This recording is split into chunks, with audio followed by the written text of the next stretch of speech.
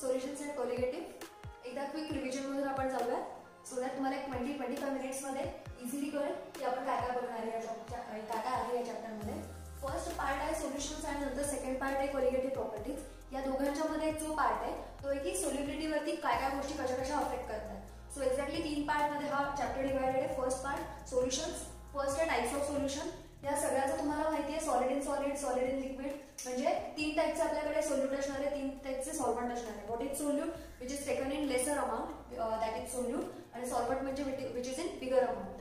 So solute म्हणजे खूप छोटा आणि सॉल्व्हंट म्हणजे खूप मोठा. तर सोल्यूट मध्ये फक्त 6 लेटर्स आहेत, सॉल्व्हंट मध्ये 7 लेटर्स आहेत. सो जो कमी आहे तो सोल्यूट, जो जास्त आहे तो सॉल्व्हंट. कसंही लक्षात ठेवा. आपल्याकडे 3 टाइप मध्ये सोल्यूट आणि सॉल्व्हंट अवेलेबल आहे. दॅट इज मॅटर अवेलेबल आहे मोस्टली इन 3 टाइप्स मध्ये. तर सॉलिड, लिक्विड, गॅस प्रत्येकाचं आपल्याला परम्युटेशन कॉम्बिनेशन करायचं आहे. Solid in solid, solid in liquid, solid in gas. म्हणजे सॉलिड सोल्यूट घेतला तर या तिघांमधला या तिन्हीमध्ये जर आपण डिझॉल्व्ह केलं सॉलिडला तर काय काय टाइपचं सोल्युशन तयार होईल. आणि त्याचे एक्झाम्पल तुम्हाला माहिती आहे बुकमध्ये, तुम्ही याचा चार्ट एक्झॅक्टली बघू शकता. Same with liquid, liquid in gas, gas in solid, liquid and gas. Okay, so या सगळ्याचे आपल्याला टाइप्स ऑफ सोल्युशन मिळून जातील. Second types of concentration measurement. So हा ऍक्च्युली मेन पार्ट आहे सगळ्या टॉपिकचा, कारण जर का मेजरमेंट नाही जमलं तर पुढे काही नाही जमणार. सो फर्स्ट पार्ट आहे पर्सेंटेज W/W. तर कन्सिडर करा सोल्यूटला आपण नेहमी म्हणणार आहे 2, सॉल्व्हंटला म्हणणार आहे 1. ओके, सो सोल्यूटला 2 म्हणतोय, सॉल्व्हंटला 1 म्हणतोय. अजून आपण याच्यामध्ये काय काय गोष्टी कन्सिडर करतो, वेट आणि मास. आता या वेट आणि मास मध्ये फरक काय, वर्ड मध्ये देताना कसंही काही म्हणतील. जे गिवन मास किंवा वेट असतं त्याला आपण W कन्सिडर करणार आहे, आणि जे मॉलिक्युलर मास असतं त्याला आपण M कन्सिडर करणार आहे. मॉलिक्युलर मास म्हणा, मॉलिक्युलर वेट म्हणा.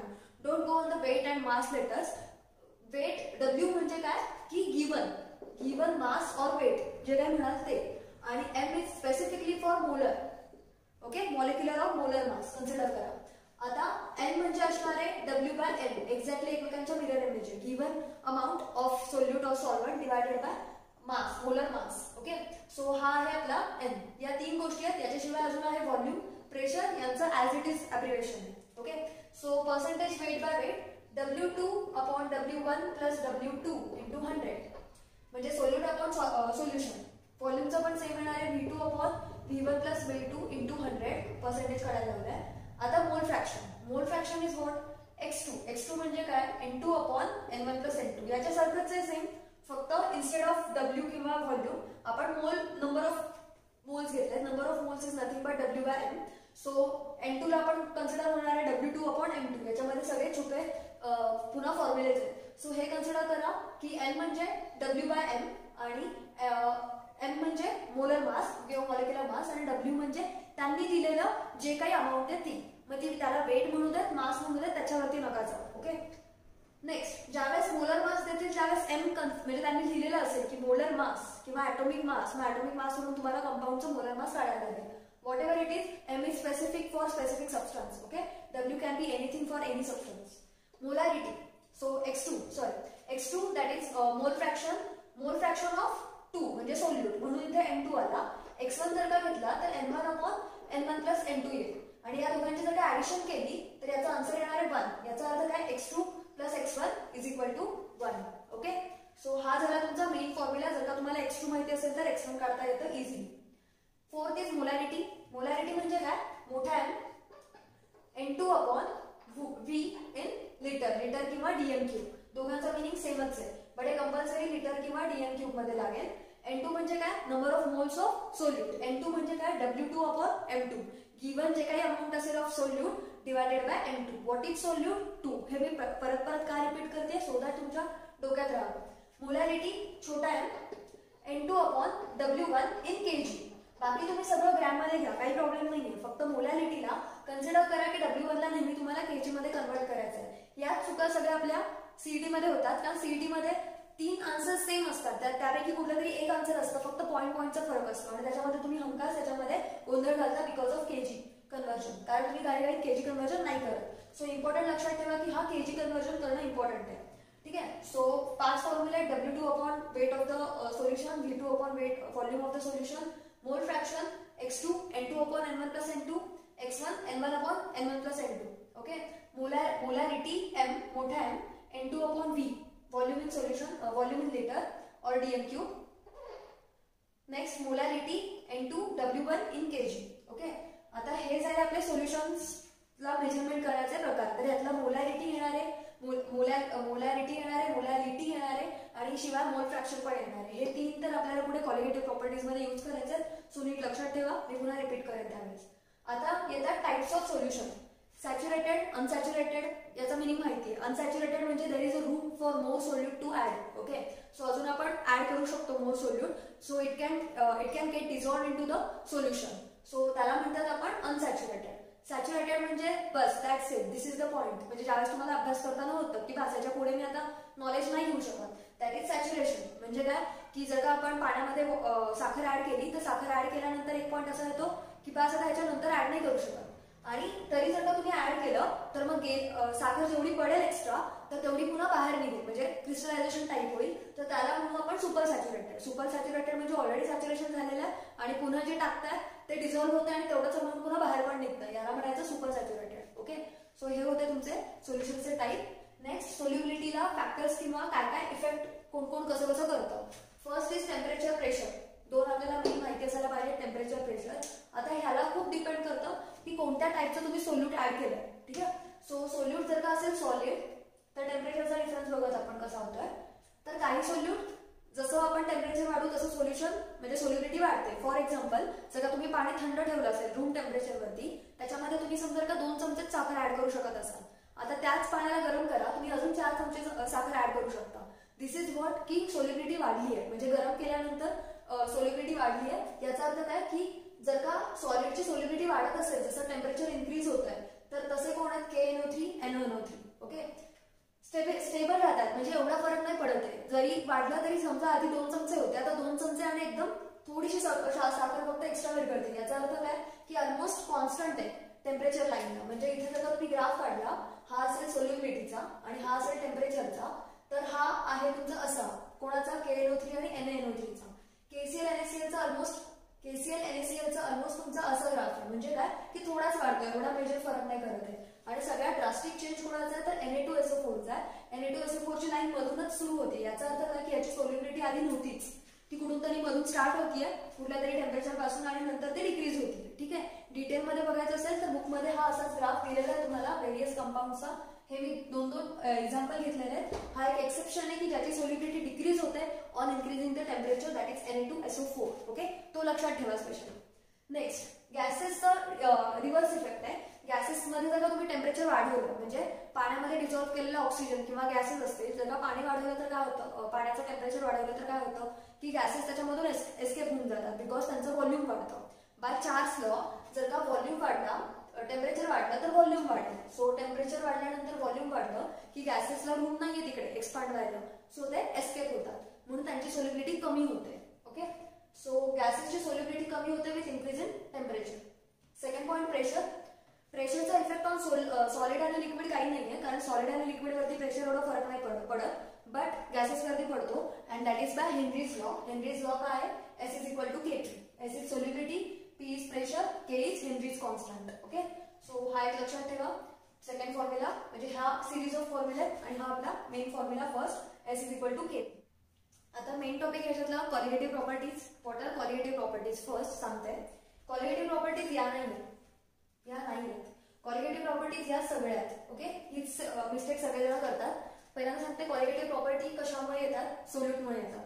कोणावरती येतात, सॉल्व्हंट वरती येतात किंवा जे काही लिक्विड असेल त्याच्यावरती येतात. याच्यामध्ये आपण मेनली फोकस करतोय की सॉलिड, मेनली आपण सोल्यूट मेनली आपण सॉलिड घेतोय किंवा लिक्विड घेतोय. पण जो की नॉन व्होलाटाईल आहे. नॉन व्होलाटाईल म्हणजे काय की जो उडू नाही शकणार. व्होलाटाईल म्हणजे जे नॉर्मली असं ठेवलं की ज्यांचं इव्हॅपोरेशन होतं, इव्हॅपोरेशन कंडेन्सेशन नॉर्मली चालू असतं, तर ते असतात व्होलाटाईल. नॉन व्होलाटाईल म्हणजे त्यांचं इव्हॅपोरेशन नाही होत. फॉर एक्झाम्पल वूडचं इव्हॅपोरेशन होतं का नाही, so they are non volatile. किंवा शुगर घेतली तर शुगरचं इव्हॅपोरेशन नाही होत, so they are non volatile. Non electrolyte त्यांना स्प्लिट नाही करता आला पाहिजे, those are non electrolyte. 0.2 molarity पेक्षा सोल्यूटची क्वांटिटी कमी झाली पाहिजे. सो ते या सगळ्या रिस्ट्रिक्शनचे त्याला सोल्यूट वरती आहेत. सॉल्व्हंट मध्ये सोल्यूट ऍड केल्यामुळे कॉलिगेटिव्ह प्रॉपर्टीज येतात. कॉलिगेटिव्ह प्रॉपर्टीज म्हणजे काय की प्रॉपर्टीज त्याच्या ज्या ओरिजिनल प्रॉपर्टीज आहेत त्या चेंज होतात. तर त्या चेंज झालेल्या प्रॉपर्टीजना आपण कॉलिगेटिव्ह प्रॉपर्टीज म्हणतो. तर सोल्यूट ऍड केल्यानंतर असं होतं काय, एक नॉर्मल फंडामेंटल सांगते या पूर्ण टॉपिकचा की समजा जर तुम्ही बिकर घेतलं आणि या बीकर मध्ये हे सगळे सॉल्व्हंट आहेत. सॉल्व्हंट म्हणजे लिक्विड आहे. फॉर एक्झाम्पल आता आपण युनिव्हर्सल सॉल्व्हंट घेऊयात वॉटर. सो वॉटर मध्ये समजा वॉटर मध्ये इव्हॅपोरेशन होतं. तुम्ही जर का एका तासासाठी जरी उन्हाळ्यात बाहेर ठेवला एक बीकर, त्याच्यावरती काही नाही ठेवलेलं किंवा त्याच्यावरती काही ठेवा, तर त्या प्लेटवरती ते डॉट डॉट दिसतात, म्हणजे इव्हॅपोरेट झालेले आपल्याला वॉटर मॉलिक्यूल दिसतात.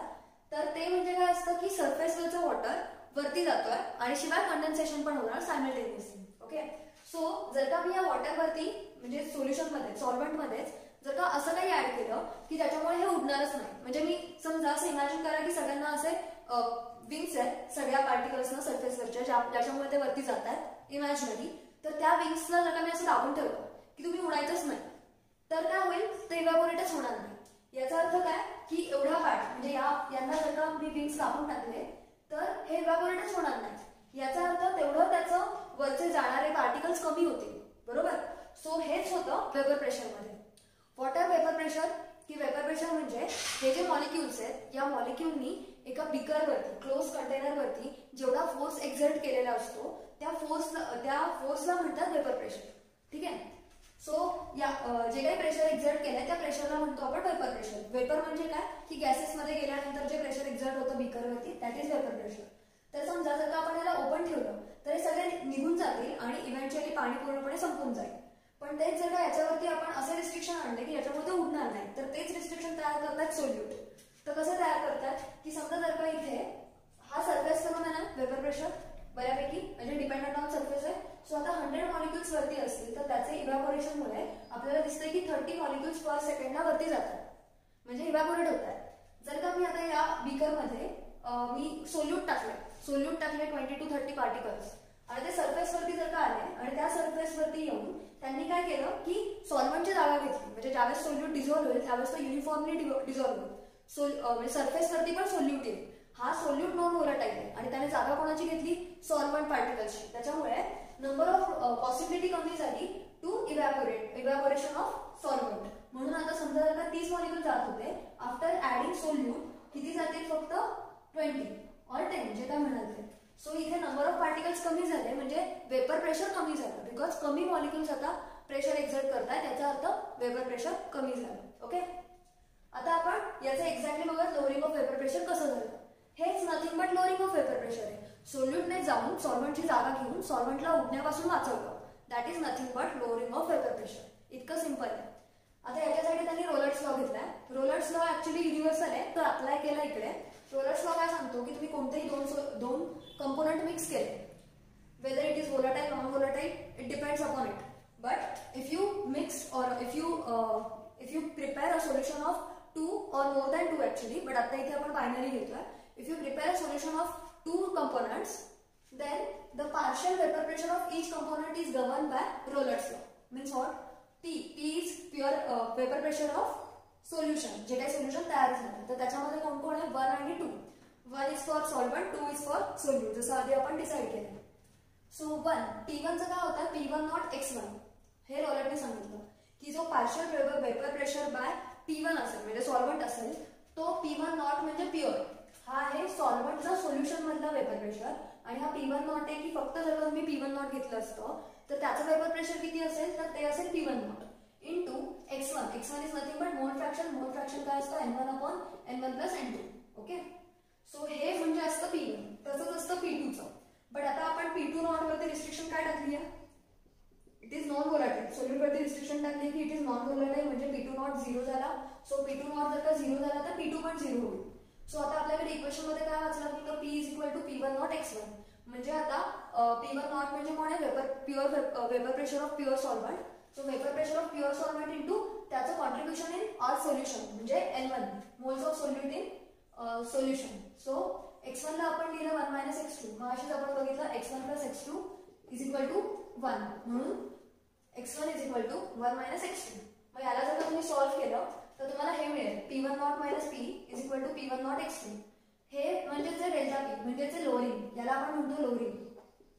कितीने लोअर झालं तरी अपॉइंटने लोअर होणार आहे. आणि relative lowering is nothing but P1 नॉटला जर का अपॉन आणलं तर ते होतं रिलेटिव्ह लोअरिंग. आणि याच्यामध्ये जो X2 कन्सिडर करतोय तो because of this restriction number of particles of solute are very less. म्हणून हा N2 ऍड केला काय नाही केला काय फरक नाही पडणार आहे. म्हणून आपला फॉर्म्युला आला N2/N1 that is W2/N2 into M1/W1.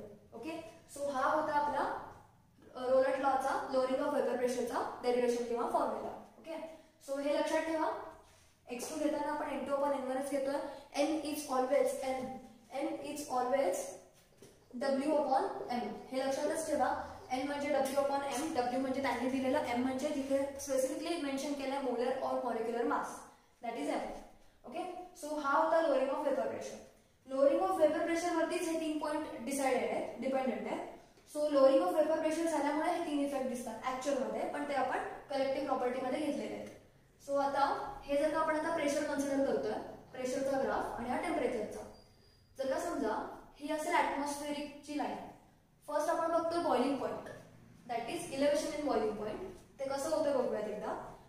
Boiling point म्हणजे काय, फर्स्ट की ज्या वेळेस लिक्विडचं असं टेम्परेचर वाढवलं की वेपर प्रेशर वाढतं. ओके, सो लिक्विडचं असं टेम्परेचर की ज्या वेळेस vapour pressure of the liquid becomes equal to the atmospheric vapour pressure. Okay, so vapour pressure of liquid म्हणजे आता आपलं हे नॉर्मल लिक्विड आहे दॅट इज सॉल्व्हंट आहे.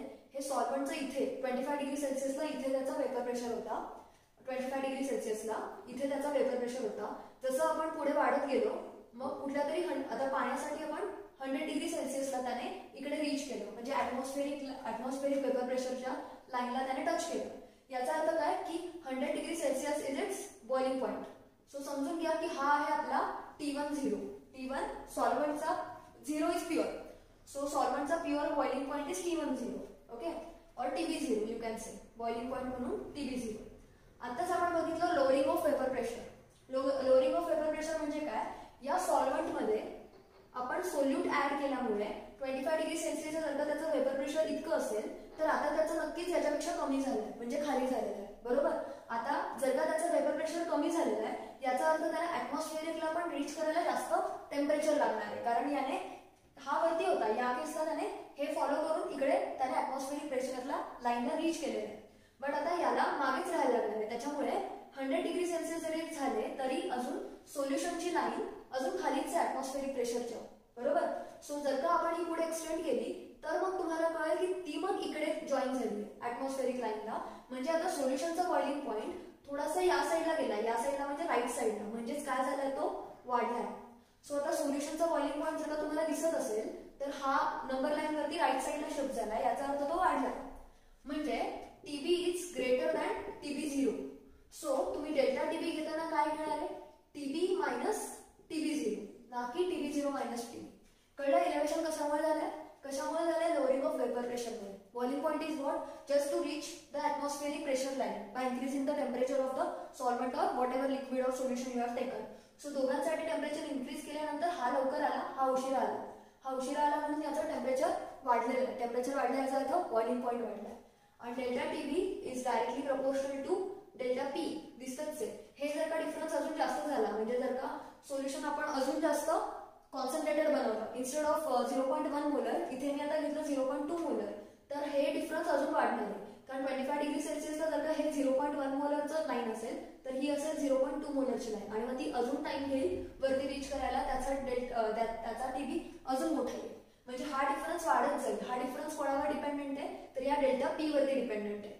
Okay, so delta TB is directly proportional to delta P. Therefore, delta TB is equal to Kb into M. That is molality. Now, what is molality?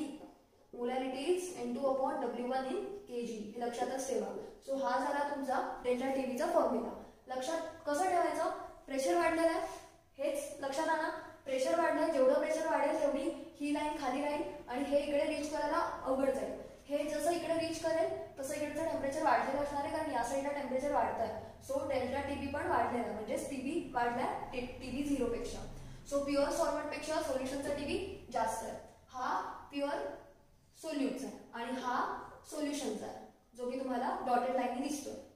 Okay, so हे होतं तुमचं boiling point. Same आहे freezing point. आता freezing पॉइंटला काय आहे बघा, freezing point इथे जसं ऍटमॉस्फेरिक लाईन होती जिथे कुठेतरी टच करायचं होतं, तर इकडे तशी असते solids line. So solids line अशी आहे समजा. ओके, सॉलिडस लाईन तुमची अशी आहे, तर हा सॉल्व्हंट इकडे इझिली रीच करेल. म्हणजे जर का तुम्ही रूम टेम्परेचर पासून खाली जात असाल तर हा लवकर येईल, सॉल्व्हंट सॉलिड असताना लवकर टच करेल, ते सोल्युशनला वेळ लागणार आहे. सो जर का तुम्ही हा पॉईंट बघितला तर हा तुमचा काय होणार आहे TF. फ्रीजिंग पॉईंट म्हणजे काय की जिथे लिक्विडचं कन्व्हर्जन सॉलिड मध्ये होतं. सो हा पॉईंट बघितला तर तुमचा हा लवकर आला, हा काय TF0. पण सोल्युशनचा पॉईंट मात्र वेळ लागला, तो काय आपला नुसताच TF.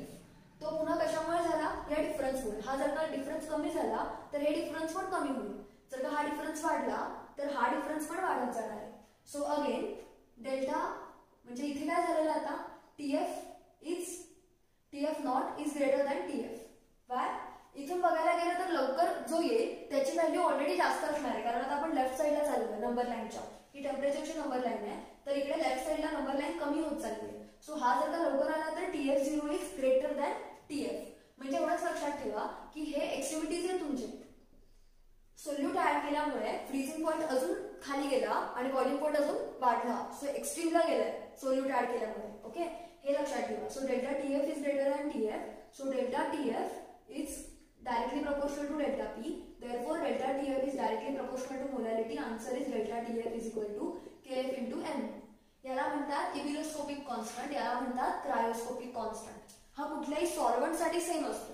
सोल्यूट तुम्ही एकाच सॉल्व्हंट मध्ये काही ऍड करा, KB आणि KF कधीच चेंज नाही होणार. तुम्हाला सम्स येताना असेच येणार आहे की तुम्हाला कुठला तरी एक डेल्टा TB दिला असेल आणि स्पेसिफिक कुठला तरी त्याचा मोलॅरिटी दिली असणार आहे, किंवा मग मोलॅरिटीसाठी जे काही लागतं N2 W1 दिलेलं असणार आहे.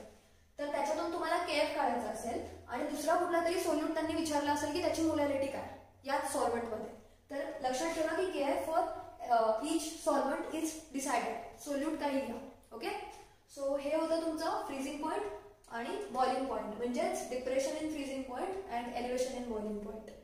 फ्रीजिंग पॉईंट अजून लो होतो आणि बॉइलिंग पॉईंट अजून हाय होतो. ओके, हा जर का तुमचा असेल बॉइलिंग पॉईंट, हा असेल तुमचा फ्रीजिंग पॉईंट, तर फ्रीजिंग पॉईंट अजून तिकडे गेला, बॉइलिंग पॉईंट अजून इकडे शिफ्ट झाला because of solute added to solvent. तर solute is non volatile. Okay, तर हा होता आपला पहिले तीन. आता चौथा osmosis. What is osmosis? Osmosis मध्ये काही चेंज नाही होत. Osmosis itself is a property which arises due to solution किंवा solute added to solvent. So osmosis म्हणजे काय आहे बेसिकली की it is the pressure. Osmotic pressure म्हणजे काय? It is a pressure exerted by the solute particles on the wall of semi-permeable membrane. म्हणजे काय की इथे आहे, समजा इथे पाणी आहे आणि या पाण्यामध्ये 10 मॉलिक्युल्स आहेत आणि मी रॅन्डमली घेते 10 मॉलिक्युल्स. इमॅजिन करणं पण अवघड आहे. 10 मॉलिक्युल्स इथे पण पाणी सेम आहे, पण मी इथे घेतलेत आता 100 मॉलिक्युल्स. म्हणजे इकडचं कॉन्सन्ट्रेशन जास्त आहे, इकडचं कॉन्सन्ट्रेशन जास्त आहे, इकडचं कॉन्सन्ट्रेशन खूप कमी आहे. ओके, तर आता काय होतं की इकडचे मॉलिक्युल्स या सेमी परमेबल मेम्ब्रेन वरती खूप जास्त प्रेशर एक्झर्ट करणार आहे. मॉलिक्युल्सचा सोल्यूट पार्टिकल्सचा प्रेशर इकडे असणार आहे आणि इकडे तेवढा प्रेशर कमी आहे. सो कधी पण higher pressure to lower pressure जातं कुठली गोष्ट. बट इथे आपण जी गोष्ट करतोय तर solute particles semi permeable membrane मधून जाण्यासाठी अनअवेलेबल आहे, बरोबर. आणि सेमी परमेबल मेम्ब्रेन कधी पण सेम ऑस्मोटिक प्रेशर मेंटेन करतं. फर्स्ट ऑफ ऑल हे ऑस्मोसिस होतच कशामुळे, तर या डिफरन्समुळे. इकडे 10 मॉलिक्युल्स आहेत, तिकडे 100 मॉलिक्युल्स आहेत. आता काय होणार आहे की हा मॉलिक्युल्स तर इकडे येऊ शकत नाही, बट हा काय म्हणेल की आपल्याकडे जर का सेम पाणी असेल तर मी माझ्यातलं पाणी तुला देतो थोडंसं, सो दॅट तू माझ्या इतका म्हणजे माझ्या इतका कॉन्सन्ट्रेटेड होशील किंवा माझ्या बरोबर येशील. सो काय होतं की इकडच्या 10 मॉलिक्युल्स मधलं पाणी इकडे जायला लागतं जोपर्यंत या दोघांचं कॉन्सन्ट्रेशन सेम होत नाही. ओके, सो आता ज्यावेळेस याच्यातलं पाणी याच्यात जाईल त्यावेळेस ऑब्वियस आहे आता इथे 10 मॉलिक्युल्स होते इन 1 लिटर आणि इथे होते 100 मॉलिक्युल्स इन 1 लिटर. समजा जर का इकडचे अर्धा लिटर इकडे गेलो आणि इकडे काय म्हणाले 1.5 लिटर, म्हणजे इकडे मॉलिक्युल्स तेवढंच राहिले बट सॉल्व्हंट कमी झाला, त्याच्यामुळे हा झाला मोर कॉन्सन्ट्रेटेड आणि हा आधीपेक्षा लेस कॉन्सन्ट्रेटेड झाला. ओके, सो याच्यामुळे अशी एक स्टेज येईल की ज्यावेळेस दोघांचं कॉन्सन्ट्रेशन सेम होईल त्यावेळेस हे त्यांचं फ्लो थांबेल. So actually osmosis is a flow of solvent from lower concentration to higher concentration of solute. म्हणजे सोल्यूटचं जे काही लोअर कॉन्सन्ट्रेशन आहे तिकडून सॉल्व्हंट निघतो, सॉल्व्हंट काढलं. आता नॉर्मल गोष्ट आहे, जर का आपण लिंबू पाणीचं पाणी तयार तुम्हाला जर का कधी टेस्ट करायचं असेल तर लिंबू पाणीमध्ये जर का तुमचा लिंबू जास्त झाला तर तुम्ही काय करता, पाणी टाकता सो दॅट त्याचं कॉन्सन्ट्रेशन कमी होईल, कारण तुम्ही लिंबू तर काढू शकत नाही ना. तसंच सेम गोष्ट होती की इकडचं पाणी इकडे फ्लो होतं सो दॅट हा पण कमी हा पण कॉन्सन्ट्रेशनने जास्त होतोय आणि इकडचं कॉन्सन्ट्रेशन कमी होत आहे simultaneously. Okay, so this is nothing but osmosis. या म्हणजे हे ऑस्मोसिस ज्या प्रेशरमुळे क्रिएट होतं दॅट इज सोल्यूटच्या प्रेशरमुळे, सो त्याला आपण म्हणतो पाय, दॅट इज ऑस्मोटिक प्रेशर. हा आपला pi V is equal to NRT हाच फॉर्म्युला आहे. तर त्यालाच त्यांनी काय केलंय, पाय व्ही एल म्हणजे कुठला असणार आहे number of solute N2 upon VRT, त्यालाच आपण म्हणतो पाय इज इक्वल टू CRT.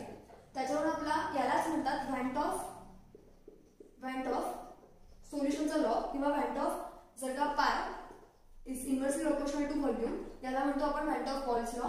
पाय is directly proportional to temperature यालाच म्हणतो आपण van't of charge law. Okay, फक्त व्हॅन्ट ऑफ लावला जे गॅसचे लॉ असेल तेच आहे. आणि फायनली इक्वेशन काय आहे, pi is equal to CRT, van't Hoff average law for number of particles. Okay, so pi is equal to CRT. आता हे जे इक्वेशन आहे याच्यावरून तुम्हाला सगळे सोल्युशन न्यूमेरिकल सॉल्व्ह करायचं आहे. तर जर का हे पाय सेम असेल दोन सोल्युशन्सचा तर त्याला आपण म्हणतो आयसोटॉनिक.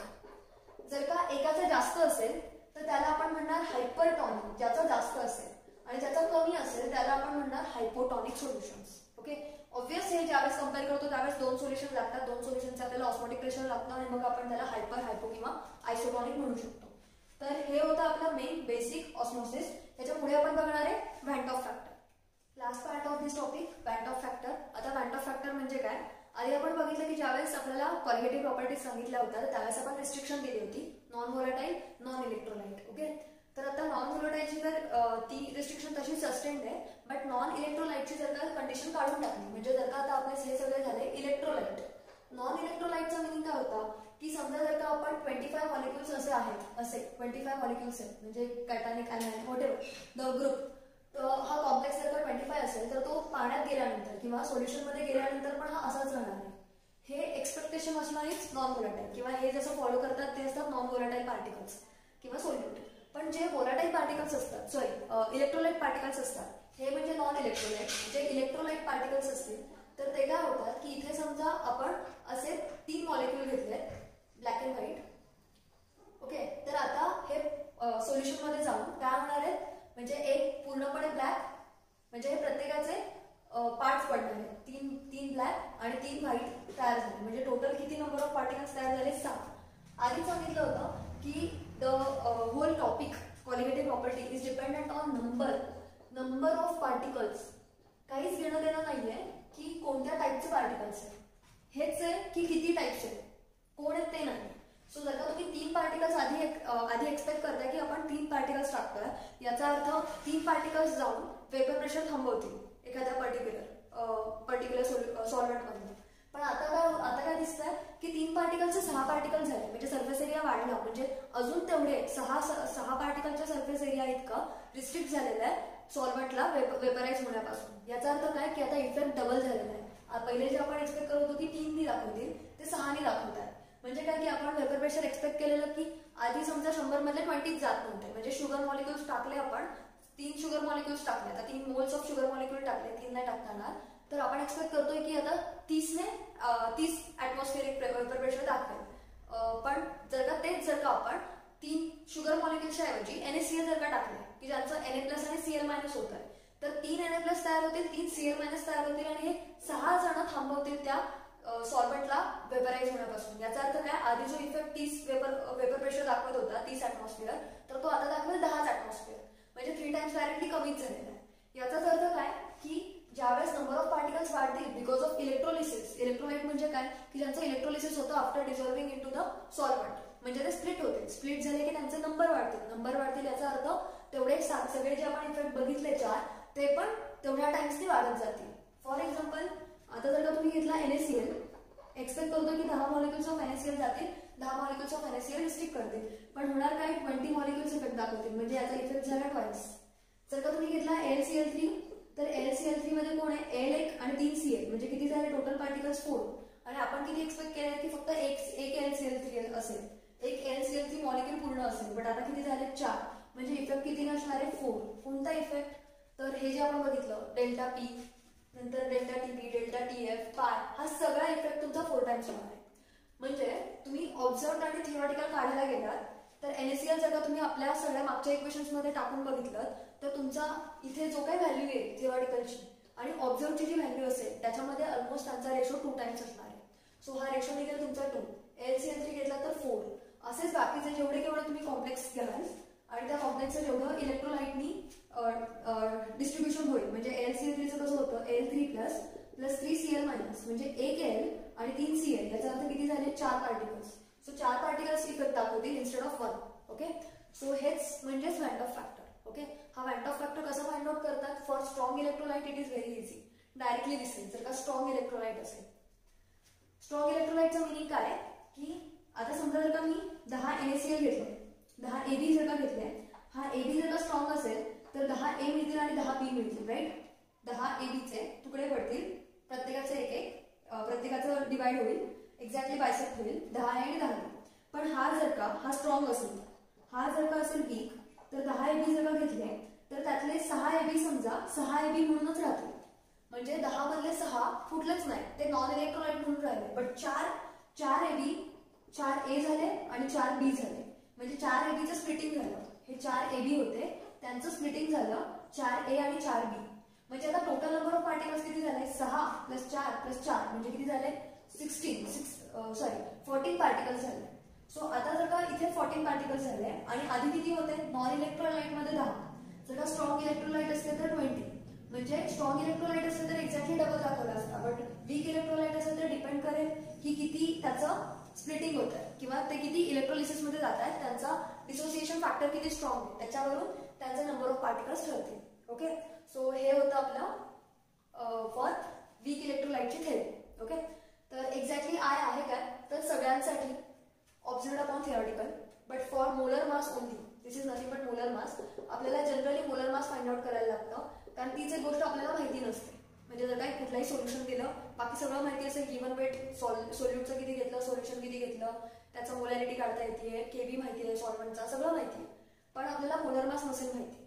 नॉर्मली मोलर मासचे सम्स असतात, तर मोलर मासमध्येच तुम्हाला एकदम ड्रास्टिक चेंज दिसेल. हे कुठेतरी काहीतरी ऍडजस्ट व्हायला लागेल, तर तुम्हाला दिसेल की मोलर मासच 4 टाइम्स झाले किंवा 2 टाइम्स झाले कम्पेअर्ड टू ऑब्झर्व्ड मोलर मास पेक्षा. ठीक आहे, तर हा डिफरन्स आला because of this splitting. Because of या स्प्लिटिंगमुळे नंबर ऑफ पार्टिकल्स वाढले, नंबर ऑफ पार्टिकल्समुळे हा इफेक्ट दिसला. ठीक आहे, सो आता वीक इलेक्ट्रोलाइटसाठी मग करायचं तरी कसं करायचं, तर या गोष्टींसाठी म्हणजे वीक इलेक्ट्रोलाइटसाठी एक गोष्ट असते, that is alpha. What is alpha, dissociation, degree of dissociation. हा कधी पण पॉइंट मध्ये असतो. म्हणजे काय, 0.4 जर का अल्फाची व्हॅल्यू असेल, याचा अर्थ काय की 10 मधले 4 पार्टिकल्स डिसोसिएट होणार आहेत, 6 तसेच राहणार आहेत. आता इथे आपण घेतला होता 0.6 वाला, म्हणजे काय, आउट ऑफ 10 6 मॉलिक्युल्स गेले डिसोसिएशनला म्हणजे स्प्लिटिंगला, आणि 6 मॉलिक्युल्स स्प्लिटिंगला गेले आणि 4 मॉलिक्युल्स तसेच राहिले. ठीक आहे, सो हा होता आपला 0.4 वाला, की 4च मॉलिक्युल्स फक्त स्प्लिटिंगला गेले आउट ऑफ 10. ओके, सो हा डिग्री ऑफ डिसोसिएशन पॉइंट मध्ये असतो. तर आता याचं relation with respect to R हे काढायचं आहे, म्हणून आपल्याला हे डेरिव्हेशन दिलेलं. शॉर्ट मध्ये एक्सप्लेन करते. कुठलाही जो कंपाऊंड असेल, जो वीक इलेक्ट्रोलाइट असेल, त्याचं असं होणार आहे, AlCl3 असेल तर आपण कसं केलेलं, Al 3Cl म्हणून 3Cl. ओके, पहिल्यांदा स्टार्टिंगला काही टाकायच्या आधी इथे पूर्णपणे 1 मोल कन्सिडर करतोय, त्याचं 0-0 स्प्लिटिंग झालंय. After adding into the solution काय होणार आहे, त्यातले अल्फा पार्टिकल्स निघून जाणार आहेत, कारण 1 मोल मधून अल्फा जातील स्प्लिटिंगला, दॅट इज डिसोसिएशनला. तर डिसोसिएशनला गेले तर x टाइम्स अल्फा तयार होतील A चे पार्टिकल्स आणि y टाइम्स अल्फा तयार होतील B चे पार्टिकल्स. आता समजा इन्स्टेड ऑफ 1 मोल आपण जर का m मोल घेतले, म्हणजे आपण थिओरिटिकली कन्सिडर केलंय थिओरिटिकली m मोल कन्सिडर घेतलेले आहेत आपण, जे आपण थिओरिटिकल मध्ये मोलर मासला नंबर ऑफ मोल्सला m कन्सिडर करणार आहे. तर तो m आपण कन्सिडर केला. For example 0.2 moles of solute टाकले, तर हे तेवढ्याला सगळ्याला मल्टिप्लाय होतील त्याच्या proportion. So total number of moles किती झाले बघा. आता total number of moles in आपल्या बीकर मध्ये किंवा सोल्युशन मध्ये किती झाले, तर हे अनडिसोसिएटेड पार्ट असणार आहे. हा पण बीकर मध्येच आहे. किती आहे तो undissociated part, m × 1 - alpha. Dissociated part किती आहे, mx अल्फा. पुन्हा b चा डिसोसिएटेड पार्ट किती आहे, my अल्फा. या सगळ्यातून जर का मी m कॉमन घेतला तर काय होईल, 1 - x अल्फा y अल्फा. ठीक आहे, तर आता याच्यातून जर का मी अल्फा कॉमन घेतला, म्हणजे काय केलं आता, 1 - अल्फा x + y - 1. या x + y ला हा x + y is nothing but n dash असंच दिलेलं आहे की आता AlCl3 मध्ये x + y काय झाला 4, म्हणजे n डॅश झाला 4. सो आता x + y ला जर का आपण एन डॅश कन्सिडर केलं तर total number of moles, so total moles म्हणजेच observed moles is equal to किती आले m into 1 minus alpha into N dash minus 1. आता हे आले तुमचे टोटल मोल्स, सो टोटल म्हणजेच ऑब्झर्व्ड मोल्स अपॉन हा m म्हणजे जो आपण थिओरिटिकली कन्सिडर केलेला की 0.2 फॉर एक्झाम्पल 0.2 मोल्स घेतलेले आहेत, तर काय आलं 1 minus X into N dash minus 1. So हा म्हणजेच काय total upon observed upon theoretical, म्हणजे हा काय झालेला होता, हे मोल्स आहे आणि तो मोलर मास आहे, डोंट गेट कन्फ्युज इनटू दिस. हे नंबर ऑफ मोल्स आहे, नंबर ऑफ मोल्स कधी पण ऑब्झर्व्ड अपॉन थिओरिटिकलच असणार आहे. ऑब्झर्व्ड अपॉन थिओरिटिकल आपण घेतलेला I, so I becomes I is equal to 1 minus alpha N dash minus 1. Therefore I 1 minus I is equal to alpha N dash minus 1.